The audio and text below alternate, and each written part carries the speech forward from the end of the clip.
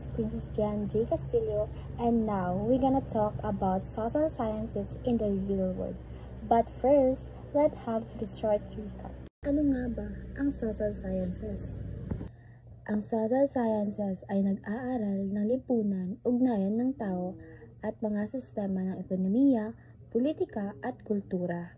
Tinutulungan nito ang mga tao na maunawaan ang mga isyu sa lipunan at magbigay ng mga solusyon.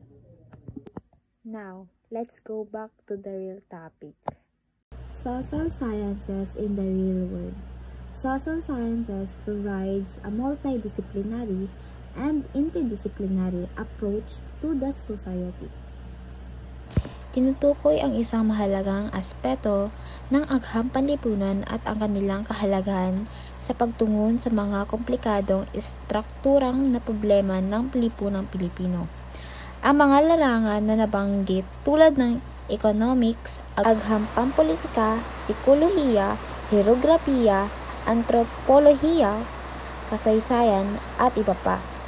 Mahalaga sa pag-unawa at pagtungon sa mga komplikadong isyu ng lipunan na parehong pampubliko at pribadong sektor.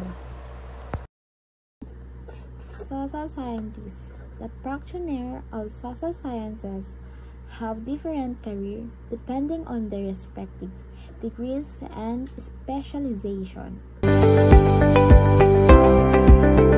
Economics. Study of how allocate resources for production, distribution, and consumption, both individually. And let's go to anthropology's types of anthropology. Number 1, cultural anthropology studies the development of human cultures based on ethologic, linguistic, social, and psychological data of analysis. Number 2, physical anthropology studies human biological nature, particularly its beginning, evolution, and variation and prehistory.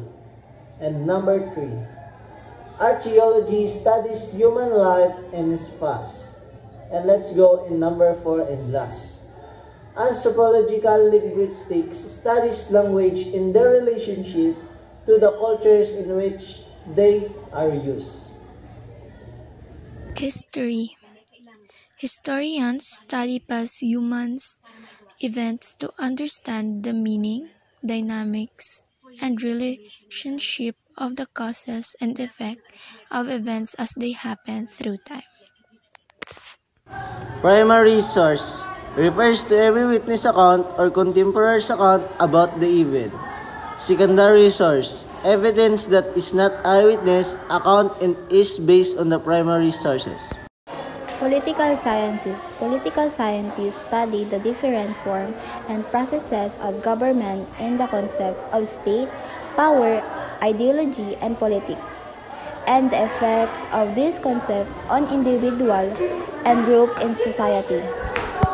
Types of political sciences: domestic politics, comparative politics, international political theory, public administration, and public law.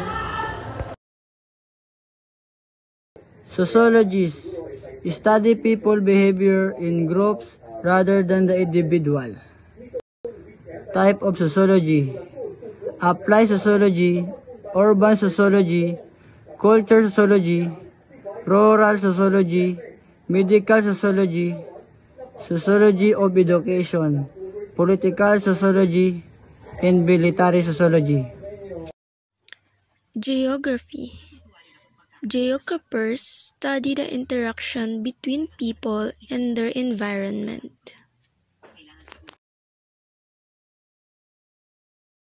Anthropology.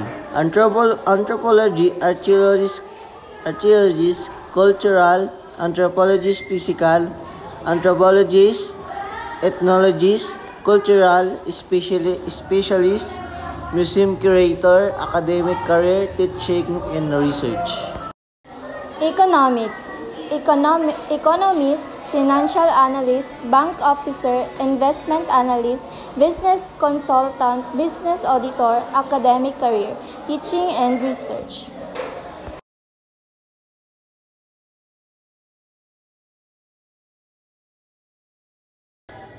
Psychological. The psychological needs guidance counselor, behavior analyst, life coach, social educator, experimental psychologist, developmental psychologist, personal psychologist, social psychologist, environmental psychologist, and etc. Sociologist, criminologist, marketing research analyst, industrial sociologist, academic career, teaching and research. Interdisciplinary approach.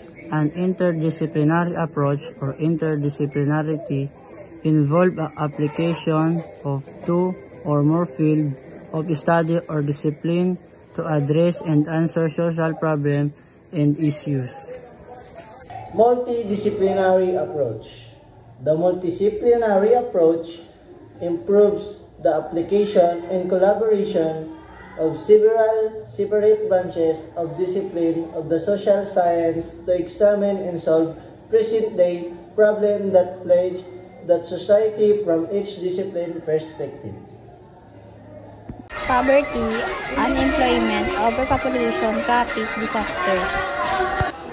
Multidisciplinary approach. Economic, historical, sociological, anthropological, and political approach. Economic, historical, sociological, geographical, and political approaches. Economic, historical, sociological, anthropological, and political approaches. Economic, sociological, geographical, historical, and approaches. Economic, historical, sociological, psychological, anthropological, and political approaches.